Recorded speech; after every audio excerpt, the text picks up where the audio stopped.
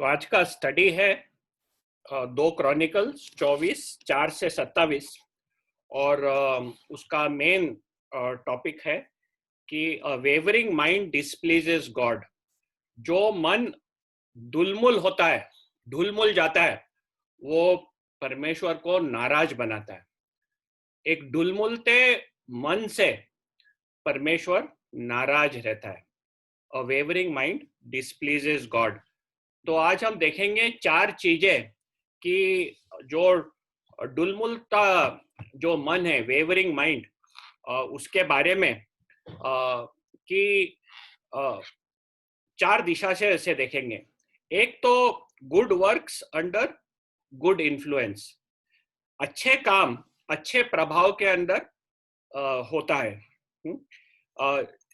ये जो डुलमुलता मन है वो अच्छे प्रभाव में एक अच्छा काम भी बनाता है। दूसरा हम देखेंगे कि कैसे एक डुलमुलता मन बुरे काम, जब बुरे प्रभाव में आते हैं तब बुरा काम प्रकट करता है। तीसरा हम देखेंगे कि एक डुलमुलता मन वो परमेश्वर के सुधारने के इंस्ट्रक्शंस पे वो विरोध करता है। परमेश्वर जब हमारे को सुधारने के लिए आज्ञा देता है तो उसके ऊपर वो विरोध करता है। और चौथा हम देखेंगे it is punished bye God. जो डुलमुलता मन है वो परमेश्वर दंडित करता है। तो ये 4 चीजों से देखेंगे कि एक डुलमुलता जो मन है, वेवरिंग माइंड, उसके बारे में ये जो घटना है जोआश के बारे में, उसमें से हम सीखने वाले हैं एक डुलमुलते मन के बारे में। हमारे जीवन में भी हम जब देखते हैं कि हमारे में एक इच्छा रहती है कि हम परमेश्वर के पीछे चले, उसकी आज्ञा माने, और जब भी हमें कन्वीनियंट रहता है, जब भी हमें सौंपा रहता है, तब हम उसके पीछे चलते हैं। लेकिन जब थोड़ा सा कठिनाई आती है, डिफिकल्टीज आती है, तब हम उसे भूल जाते हैं और पापी जीवन में हम बह जाते हैं। कभी कभी हम हमारे प्रभु यीशु ख्रिस्त के नाम से शर्मिंदा भी हो जाते हैं। हम बोलते हैं कि क्या बोलेंगे लोग। हम हमारे प्रभु यीशु ख्रिस्त का जब उस हमारे जीवन में साक्षी देना है तो ये प्रश्न आता है कि लोग क्या बोलेंगे। तो ये भी एक प्रकरण होता है हमारे जीवन में, और एक स्टैंड लेने के लिए हम डगमगा जाते हैं।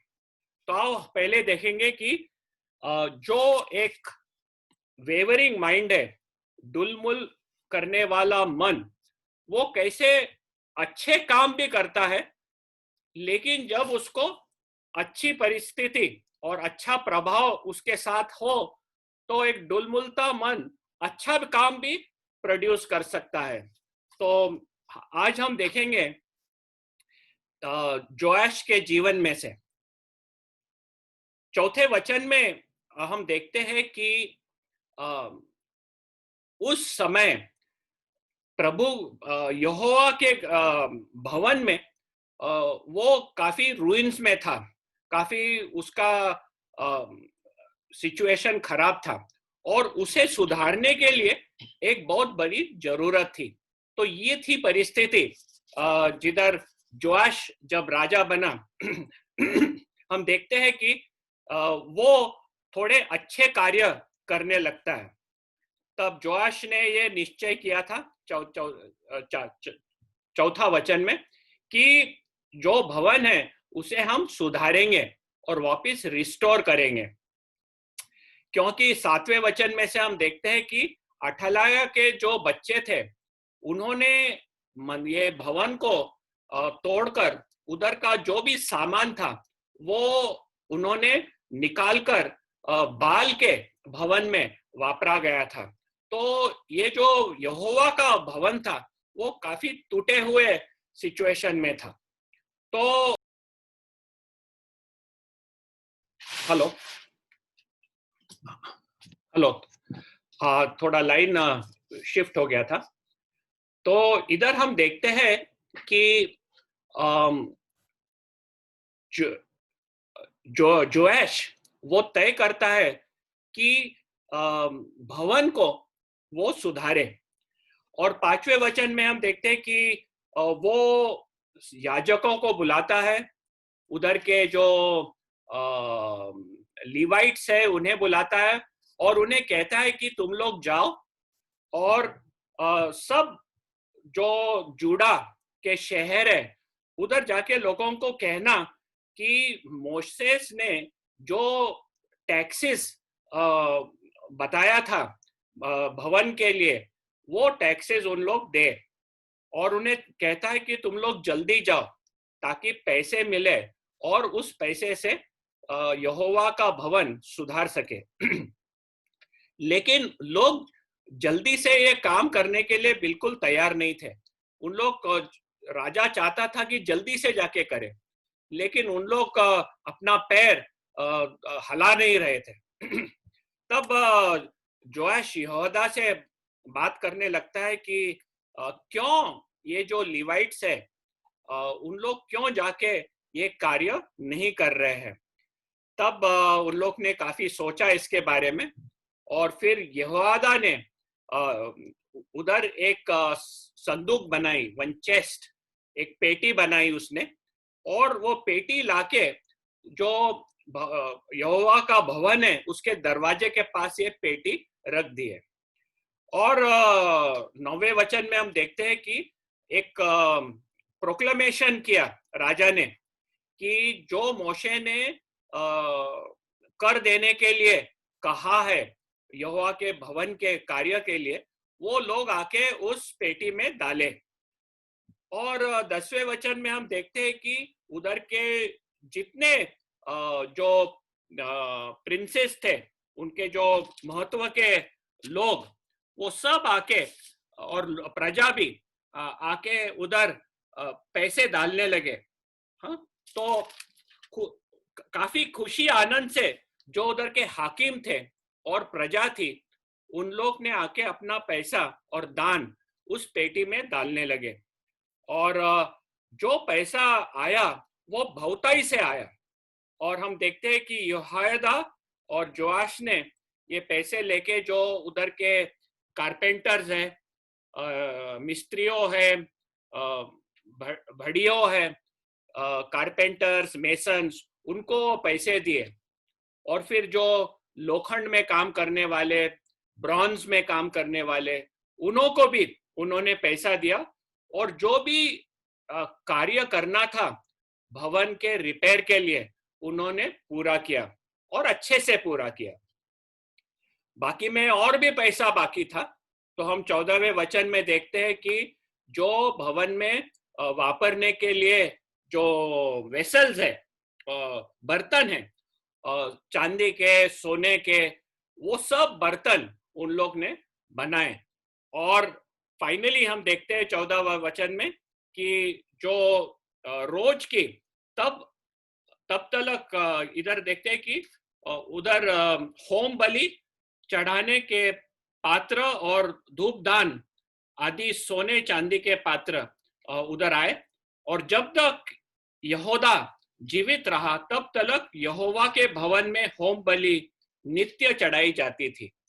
तो जब तक यहोयादा जीवित था, हम देखते हैं कि होम बलि चढ़ाई जाती है। तो इधर हम जोयाश के जीवन में देखते हैं कि वो अच्छा काम करता है। लेकिन थोड़ा सा और आगे पढ़े तो हम देखते हैं कि उधर उसको एक अच्छा प्रभाव मिला था। और ये प्रभाव के मारे वो एक अच्छा काम किया। 14वें वचन में लिखा है कि जब तक यहोदा जीवित रहा तब तक होम बलि चढ़ाई जाती थी रेगुलरली। आगे पढ़ के 15वें वचन में हम देखते हैं कि परंतु यहूदा बूढ़ा हो गया और दीर्घायु होकर मर गया। वो करीब 130 वर्ष का था जब वो मृत्यु पाया। ये यहोयादा ने बहुत महत्व का कार्य किया था मंदिर के लिए। और 16वें वचन में बताते हैं कि उसे जो राजाओं का स्थान है उधर गाड़ा गया, क्योंकि उसने इज़राइल के लिए अच्छा काम किया था, परमेश्वर के तरफ अच्छा काम किया था और परमेश्वर के भवन के लिए अच्छा काम किया था। तो राजा न होने से भी उसे राजाओं के बीच गाड़ा गया। तो ये एक एग्जाम्पल दिखता है कि एक आदमी किस तरह एक राष्ट्र में जिधर हरेक का मन दूसरे देवता देवी और देवता के पीछे था, ये एक यहोयादा उसके उधर रहने से पूरा जुड़ा राष्ट्र परमेश्वर के रास्ते में चला। और परमेश्वर ने यहोयादा को लंबा आयु भी दिया, 130 साल। और वो पूरा 130 साल जब तक था वो हम देखते हैं कि पूरा राष्ट्र जुड़ा का राष्ट्र परमेश्वर के भय में चल रहा था। और जो भी परमेश्वर के भवन में कार्य होना था वो ठीक ठाक हो रहा था। तो हमारा ध्यान है अभी इसके ऊपर,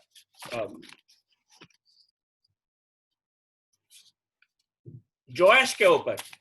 और हम देखते हैं कि किस तरह जब प्रभाव अच्छा था यहोयादा का प्रभाव, जोआश परमेश्वर के रास्ते पे चल रहा था। और हम भी हमारे जीवन में देखते हैं कि जब तक हमारे पास धार्मिक लोग रहते हैं, हम धार्मिक लोगों के संगति में रहते हैं, हमारा बर्ताव अच्छा रहता है। हम एटलीस्ट बाहर से जो देखा जाए तो अच्छे रीत से बात करते हैं, हमारा जो बर्ताव रहता अच्छा रहता है। परंतु जब हमारा सरकमस्टेंस, परमेश्वर कई समय हमारी परिस्थिति बदल देता है ताकि अंदर जो सचमुच में है हमारे हृदय में वो बाहर आए। तो हम देखते हैं कि किस तरह इसके भी जीवन में, जोआश के जीवन में परमेश्वर उसका परिस्थिति बदल देता है ताकि हम देख सके कि जोआश के हृदय में सचमुच क्या है। तो दूसरा आगे बढ़ के हम देखेंगे कि जब हमारा जीवन और हमारा हृदय एक डुलमुल सा हृदय है, वेवरिंग माइंड, तब जब बुरा प्रभाव आता है तब हम बुरा कार्य भी करने लगते हैं, क्योंकि हमारा मन स्थिर नहीं है। तो जब हमारा प्रभाव बुरा हो जाता है, हमारे कार्य भी बुरे होने लगते हैं। तो हम देखते हैं कि यहोयादा के मृत्यु के बाद एक बुरा प्रभाव जोआश के जीवन में आया। 17वें वचन में हम देखते हैं कि यहोयादा मरने के बाद उधर के जो हाकिम थे, जुड़ा के जो हाकिम थे, उन लोग सब राजा के पास आए अब दंडवत करने के लिए, ताकि उन लोग बताए राजा को कि वो उसके अधीन पूरी तरह से है। और हम देखते हैं कि राजा भी उनको सुनने लगा। जो भी ये हाकिम बोलने लगे राजा सुनने लगा।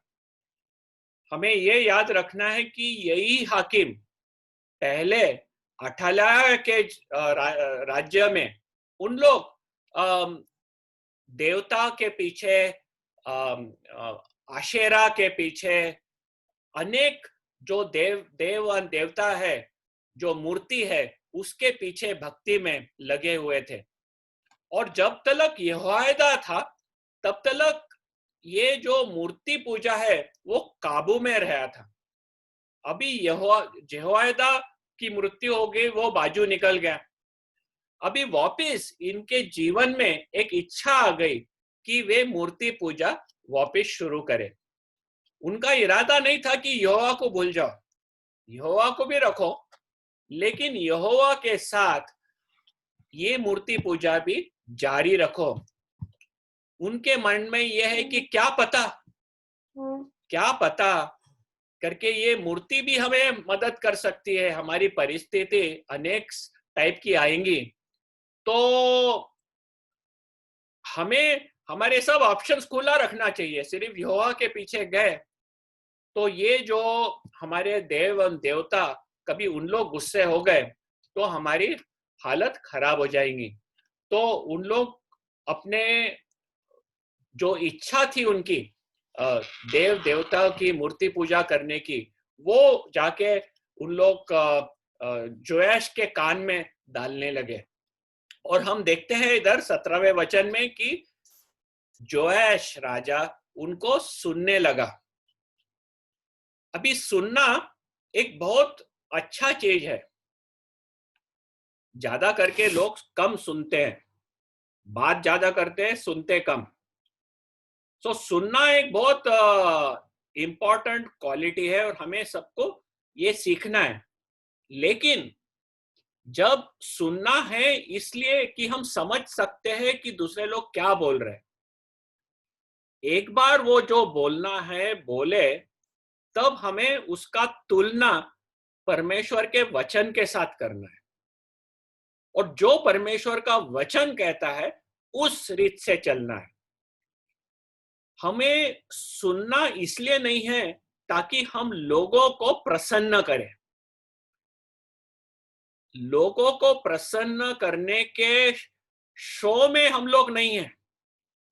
परमेश्वर ने हमें चुना है ताकि हम लोगों को सुने और परमेश्वर के वचन में लोगों को लेके चले। इसलिए नहीं सुनते लोगों को ताकि उनको हम प्रसन्न करें और उनकी जो इच्छा है वो करने लगे। लेकिन हम देखते हैं कि ये जो राजा है वो सुनने लगा और जो उन लोग कह रहे थे उस रीत से करने भी लगा। एक्ट्स चैप्टर 5 वर्स 29 में हम देखते हैं कि उस समय पतरस और दूसरे प्रेरितों को अरेस्ट किया गया था। अरेस्ट करने के बाद उन्हें जेल में डाला और उस जेल में से रातों रात परमेश्वर ने उन्हें छुड़ाकर बाहर लाया था। और वो वापस आके मंदिर में प्रभु यीशु के बारे में प्रचार करने लगे। तब उधर के जो अधिकारी लोग थे उन्होंने पतरस को बुलाया और कहा कि देख, प्रभु यीशु क्रिस्त, तुम लोग तुम्हारा जो यीशु क्रिस्त है उसके बारे में प्रचार बंद करो। ये करके उन्होंने आदेश दिया, नहीं तो उसका इल्जाम बहुत बुरा होगा। तब पतरस अधिकारियों लोगों को ये कहता है, we must obey God rather than man. हमें परमेश्वर की आज्ञाकारी करनी है, आदमियों की नहीं। और वे जाके प्रभु यीशु क्रिस्त का प्रचार जारी रखें।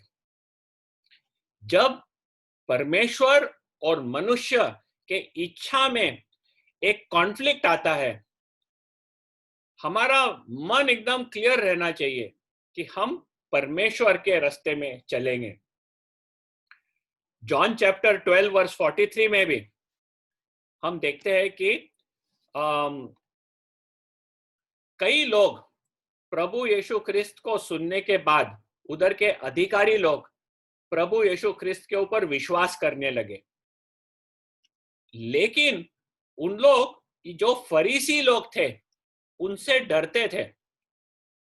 उनका डर ये था कि उन लोग ने कभी यीशु क्रिस्त के को स्वीकारा हुआ ऐसा बताए लोगों को तो उन्हें उनके सिनेगॉग्स में से बाहर फेंका जाएगा। इसलिए अपना मुंह उन लोग बंद करके रखते थे। तो इधर हम देखते हैं जिधर लोगों का मन डगमगा जाता है, स्थिर नहीं रहता है, किसके ऊपर हमारा विश्वास है और हम क्या करें। जोआश की परिस्थिति वैसी ही थी। जब ये हाकिम लोग आके उसको दंडवत करे, हम देखते हैं कि वो उन्हें सुनने लगा। और 18वें वचन में हम पढ़ते हैं कि they abandoned the house of the Lord, परमेश्वर के भवन को उन्होंने छोड़ दिया। और जो आशेरिम था और जो मूर्ति थी, आशेरिम का एक डंडा जो रहता है और दूसरे जो मूर्ति है उसका सेवा हम देखते हैं कि जोआश और प्रजा करने लगी। कितने जल्दी ये जो राजा था, लड़का जो परमेश्वर ने उसे संभाल के बढ़ाया, जब उसकी परिस्थिति और जो प्रभाव बदल गया, जब बुरा प्रभाव आया, वो अपना रास्ता पकड़ के खड़ा नहीं रह सका। वो हम देखते हैं कि किस तरह वो परमेश्वर को छोड़कर दूसरी ओर चलने लगता है, मूर्ति पूजा शुरू करता है। और हम ये भी देखते हैं कि परमेश्वर का क्रोध जूडा और जेरूशलेम के ऊपर इसलिए आया। ये 18वें वचन में हम पढ़ते हैं। हमें ये जांचना है कि हमारे जीवन में भी जब कोई हमें देख नहीं रहा है, देखो, जब लोग हमें देखते हैं तब हम अच्छे काम करते हैं, हम अच्छा व्यवहार भी करते हैं, हमारा रिलेशनशिप भी बहुत अच्छे से बताते हैं। लेकिन जब कोई नहीं देख रहा हो तब हमारे विचार किस तरह के रहते हैं? क्या हम प्रभु यीशु ख्रिस्त जो वो मान्य कर सकता है, क्या हमारे विचार उस रीत से है? वैसे ही हम दूसरे लोगों के बीच में जब रहते हैं जो प्रभु का ठट्टा मस्करी करते हैं, उस समय क्या हम लोग हल जाते हैं? क्या हम हमारी साक्षी देने के लिए तैयार रहते हैं कि प्रभु यीशु ख्रिस्त के नाम से हम लोग शर्मिंदा हो जाते हैं और चुप बैठ जाते हैं? उन्हें प्रसन्न करने के लिए क्या हम हमारे प्रभु से बाजू से हट जाते हैं? तो दो चीज देखें कि किस तरह जब अच्छा प्रभाव रहता है, अच्छे काम निकलते हैं, जिनका मन डगमगाता है वे भी अच्छा काम कर सकते हैं, लेकिन परमेश्वर परिस्थिति बदलते रहता है। जब बुरा प्रभाव आता है, जिनका मन डगमगाता है वो बुरा काम भी करने लगते हैं। तीसरा चीज हम देखेंगे कि जिनका मन डगमगाता है वे परमेश्वर के सुधारण से के विरोधी है। They are hostile to God's correction in their lives. जो भी यहोवा के सुधारण है उनके जीवन में, और जब उसके सुधारने के लिए वचन आता है उससे वह विरोध करते हैं, स्वीकारते नहीं। एक तो हम इस 19th वर्ष में देखेंगे कि परमेश्वर ने उन्हें छोड़ नहीं दिया था। परमेश्वर अपने भविष्यवक्ताओं को उनके बीच में भेजता था ताकि वे उनके विरुद्ध परमेश्वर का वचन लाए और उनको एक मौका मिले कि मन फिराव करके वो यहोवा के पास वापिस आ जाए। तो परमेश्वर ने उन्हें छोड़ा नहीं। परमेश्वर का हृदय उनके तरफ था और वो अपने भविष्यवक्ताओं को, अपने सेवकों को उनके बीच में भेजा ताकि वे यहोवा के पास वापिस आए। लेकिन हम देखते हैं कि वो जो भी कह रहे थे उन्होंने कुछ उनका सुना नहीं। They paid no attention to the prophets. जो भविष्यवक्ता थे और जो भी वचन ला रहे थे उन्होंने उन्हें सुना ही नहीं। और हम देखते हैं कि ये जो उनका एटीट्यूड था परमेश्वर के वचन के विरुद्ध, वो कितना और भयानक होते गया। हम देखते हैं 20वें वचन में। तो इधर एक विशिष्ट उदाहरण है जिधर एक अधिकतम मात्रा से उनका जो विरोध है वो प्रकट होता है। 20वें वचन में निधि 20वां वचन पढ़ना। योआश के कर्मचारियों ने राजद्रोह की गोष्ठी करके उसको मिल्लो के भवन में जो सिल्ला की ढलान पर था मार डाला।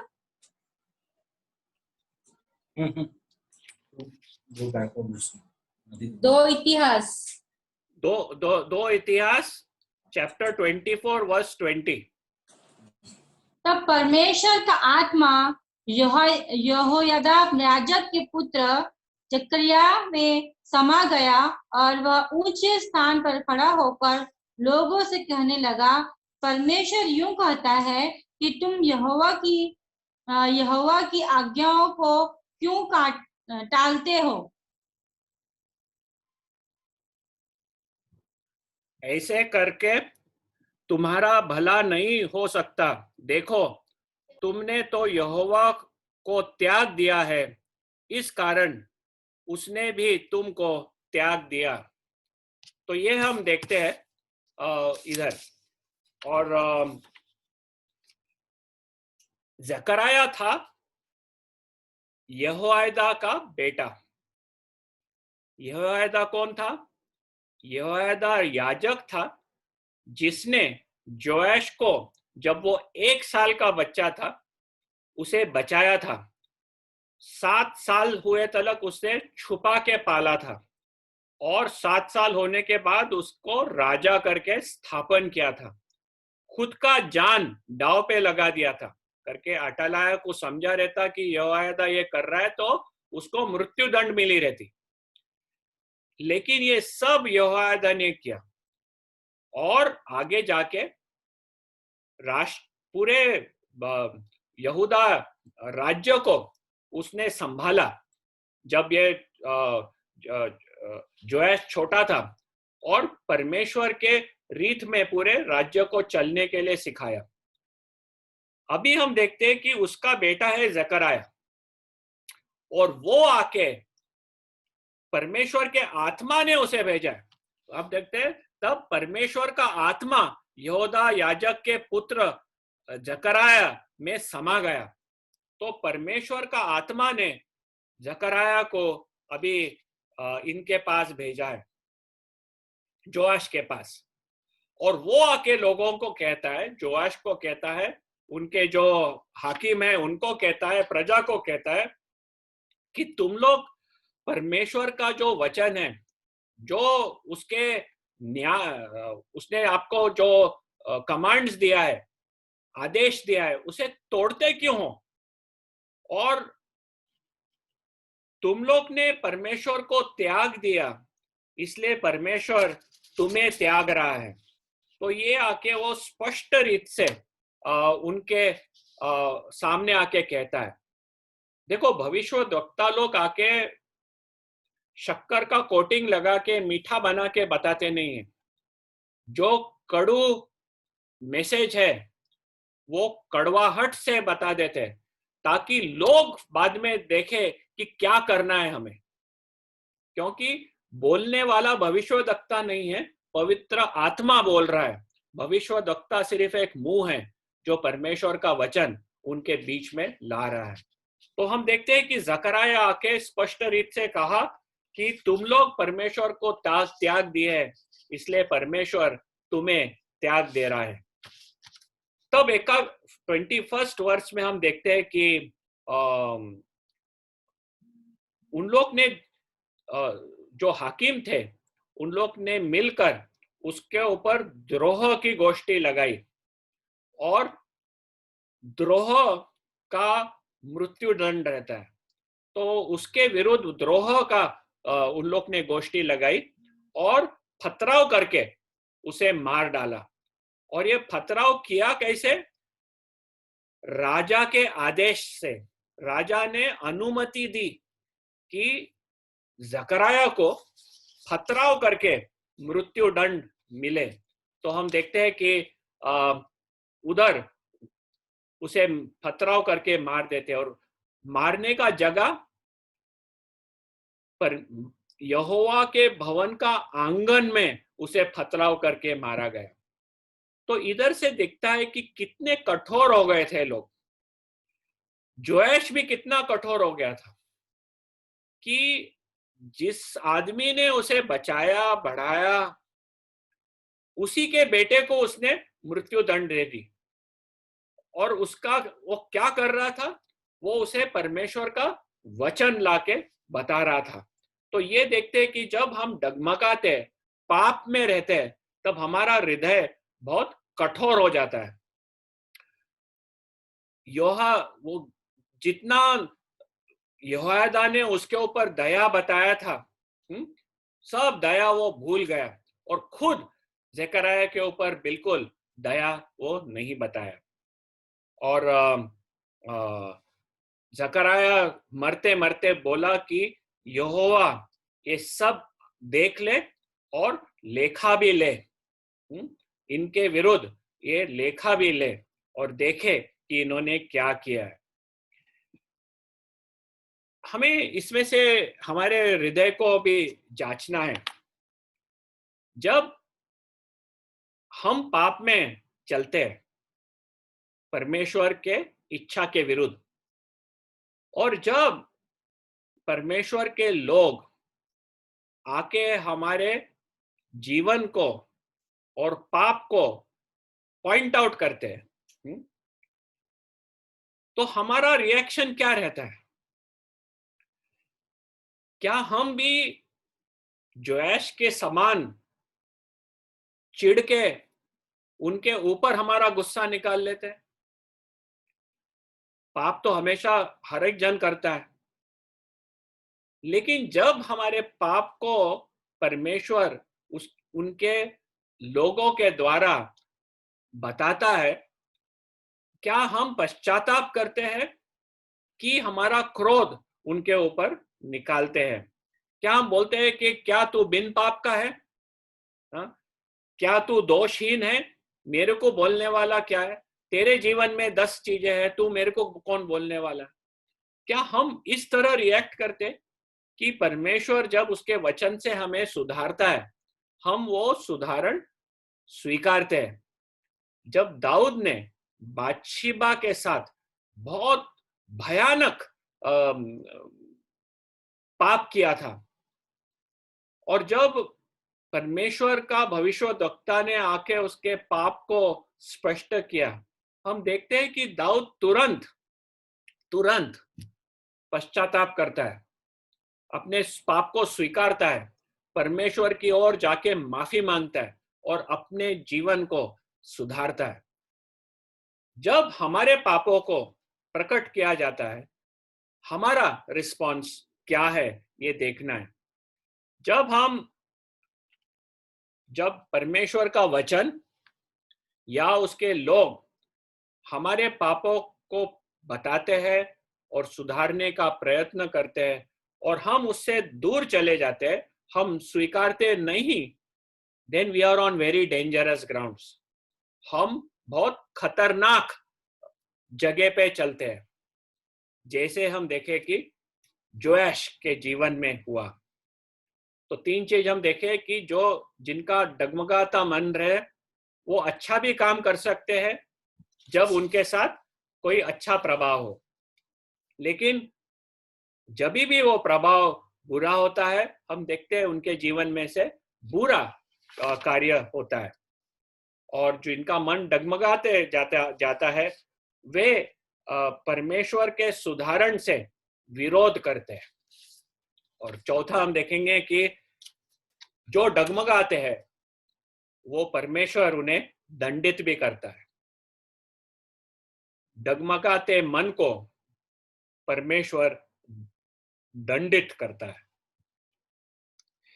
23वें वचन में हम पढ़ते हैं कि वो नए वर्ष के लगते, at the end of the year, और नया वर्ष जब शुरू हो रहा था, हम देखते हैं कि आराम की सेना उनके ऊपर आई, और उन्होंने उनके ऊपर वार किया। थोड़ा समय बीत गया, जकराया के ऊपर जो हत्या हुई और आराम की सेना आने के बीच थोड़ा समय बीत गया। परमेश्वर एक पापी मनुष्य, एक पापी राजा को मौका देता है।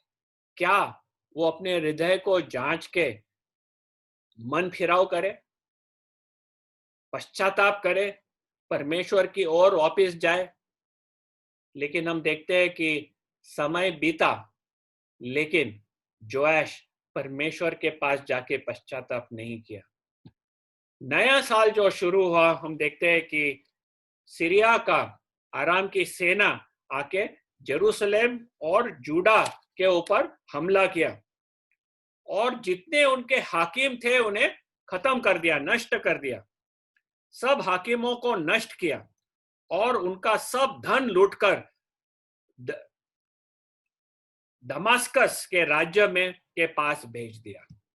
तो ये हाकिम लोग अपना इंटरेस्ट बचाने के लिए जोआश को आके देव और देवती और मूर्ति पूजा में खींच के ले गए। उन करके उन्हें लगा कि वो बचेंगे, लेकिन इधर हम देखते हैं कि परमेश्वर ये जो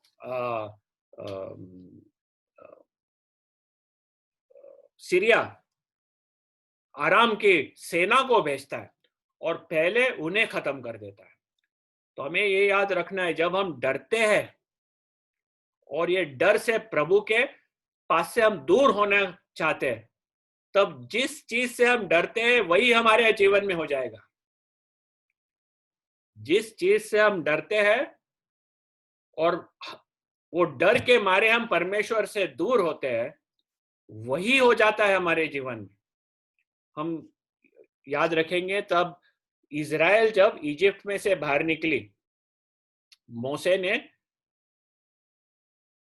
इज़राइल को मिस्र देश में से छुड़ाकर जब रेगिस्तान में ले गए, तो लोग कुड़कुड़ाने लगे, क्या हमें इधर मारने के लिए तो ले आया? हमारा जिंदगी उस मिस्र देश में कितना अच्छा था, हमें वापस जाना है उधर। और उन लोग परमेश्वर के कृपा के विरुद्ध कुड़कुड़ाने लगे और हमेशा कुड़कुड़ा रहे थे।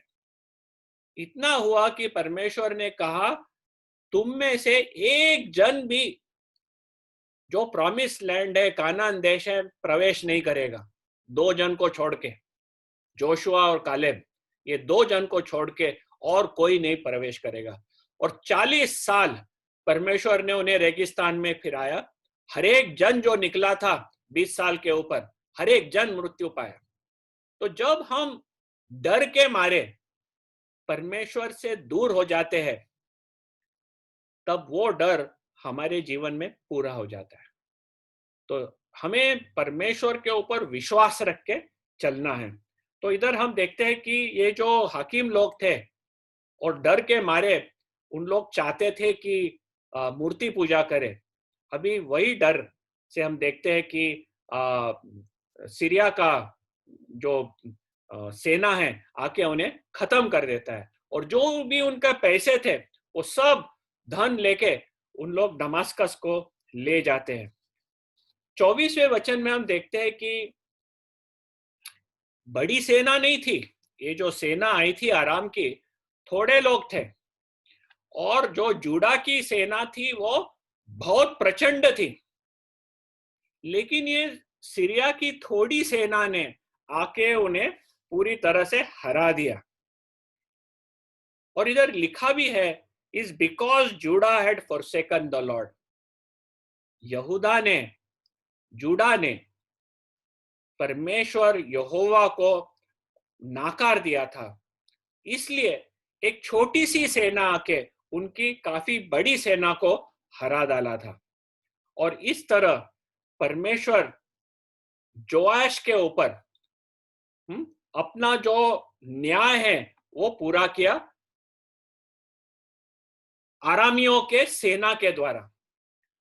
तो परमेश्वर ने आराम की सेना जुड़ा देश के ऊपर करी और जोआश के ऊपर करी, ताकि परमेश्वर का न्याय जोआश के ऊपर पूरा हो। इधर से हम देखते हैं कि हमारा परमेश्वर एक ही is a sovereign God. He uses an ungodly nation. ये जो आरामी लोग थे, सीरियन, वो परमेश्वर के भय में चलने वाले लोग नहीं थे, वो परमेश्वर को जानते भी नहीं थे। और ऐसे लोग जो परमेश्वर को नहीं जानते हैं, परमेश्वर ऐसे लोगों को वापरता है, ऐसी सेना को वापरता है, ताकि उनके द्वारा वो अपना न्याय जोआश के ऊपर पूरा करे। तो ये हम देखते हैं कि कैसे परमेश्वर का दंड उसके ऊपर आता है। फिर 25वें वचन में देखते हैं कि ये जो सीरिया की सेना थी, उन्होंने जोआश को बहुत बुरी तरह से घायल किया था। उसकी उसकी जो अवस्था थी वो काफी खराब हो गई थी और वो घायल हो गया था, बहुत घायल हो गया था। अभी मृत्यु नहीं मिला उसे, लेकिन घायल हो गया था। परमेश्वर अभी भी जोआश को एक मौका दिया था।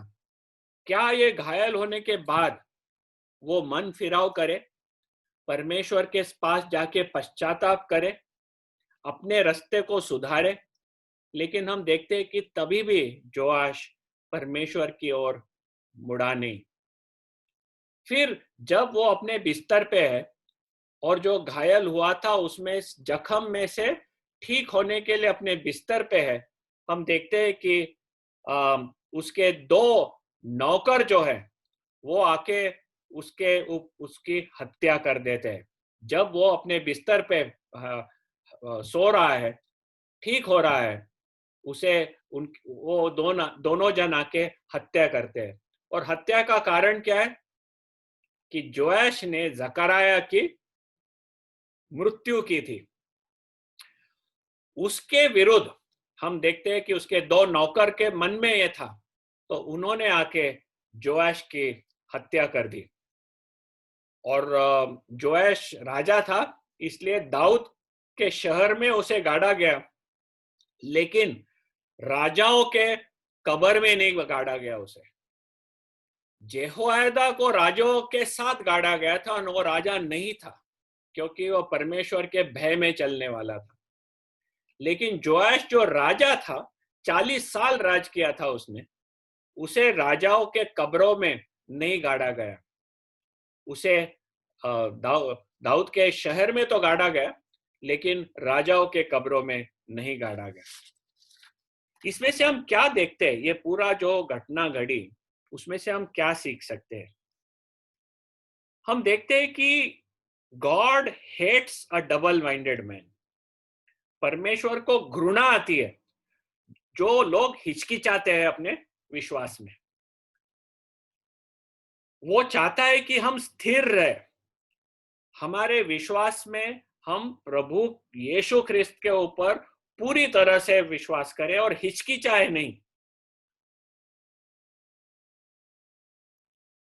ये परीक्षा करने के लिए वो हमें अनेक परिस्थितियों में से जाने देता है। जैसे कल की परिस्थिति अलग थी, आज जो हम ये महामारी में से जा रहे हैं वो परिस्थिति अलग है, लेकिन परमेश्वर देखता है कि इस समय भी हमारा विश्वास किसके ऊपर है, हमारा भरोसा किसके ऊपर है, हमारा जो विश्वास है वो हम किस तरह से प्रकट करते हैं, हम किस तरह परमेश्वर के आनंद में इस महामारी के समय भी रहते हैं, हमारा परमेश्वर की शांति किस तरह से इस महामारी में हमारे जीवन में, किस तरह हम धार्मिकता में चलते हैं इस महामारी में। कई समय आते हैं जिधर हमारे पास धन है, सफिशिएंट रिसोर्सेस। कभी कभी ऐसी परिस्थिति आती है हमारे पास कुछ नहीं है, परिस्थिति बदल जाती है। परमेश्वर देखता है कि क्या हमारा भरोसा उसके ऊपर है, कि हमारा भरोसा इधर उधर जग के ऊपर है कि क्या हमारा जरूरत कैसे पूरी होगी। हिचकिचाने जब लगते हैं उसके ऊपर परमेश्वर को घृणा आती है। मार्क चैप्टर 8 वर्स 38 में देखेंगे। मार्क चैप्टर 8 वर्स 38 हम उधर टर्न करेंगे। निधि वो पढ़ना, मार्क चैप्टर 8 वर्स 38।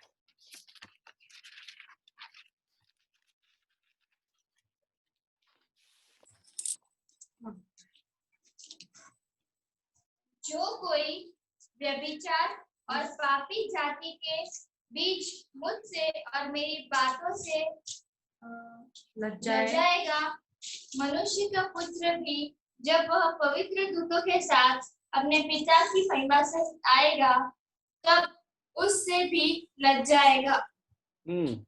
ये प्रभु यीशु ख्रिस्त हमारे जग में था तब उसने बहुत स्पष्टता से ये कही है। क्या कहते हैं वो? जो कोई इस व्यभिचारी और पापी जाति के बीच मुझसे और मेरी बातों से लजाएगा।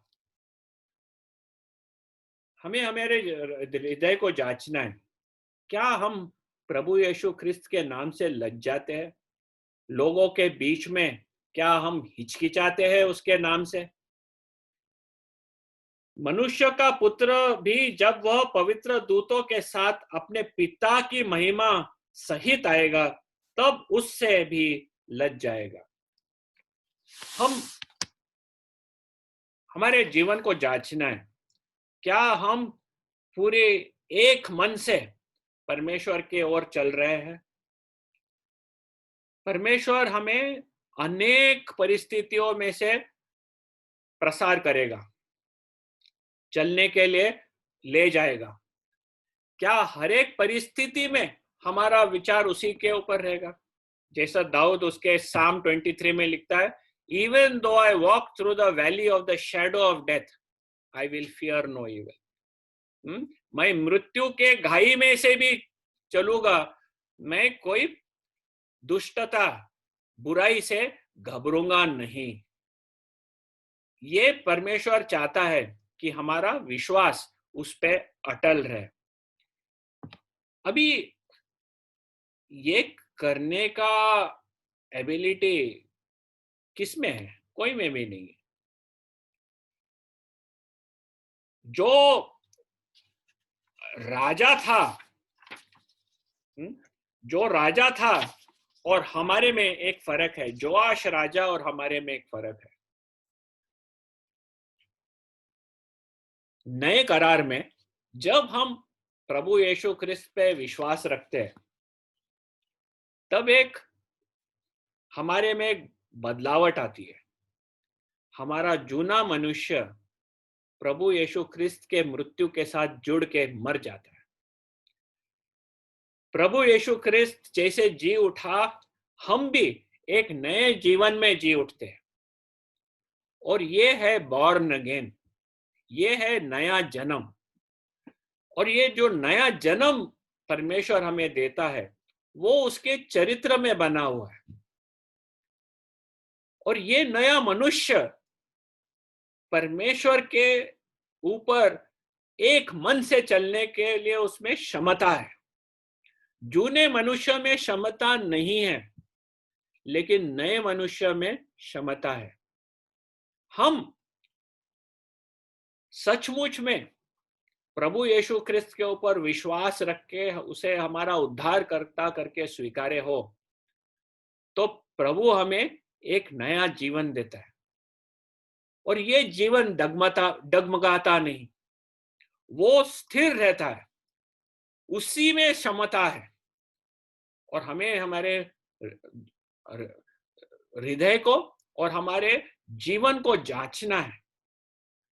जब अलग अलग परिस्थिति आती है, कभी अच्छी परिस्थिति, कभी बुरी परिस्थिति, क्या हम एक मन से हमारे प्रभु यीशु ख्रिस्त के ऊपर ध्यान केंद्रित करके इस जग में विश्वास से चलते हैं क्या? और प्रभु ने ये कहा है कि जो उसके है वो कभी नष्ट नहीं होंगे। गारंटी प्रभु यीशु क्रिस्त की है कि वो हमें उसके हथेली में रख के चलाएगा, और जो भी उसका है वो सही सिक्का निकलेगा। आओ हम इस समय प्रार्थना करेंगे।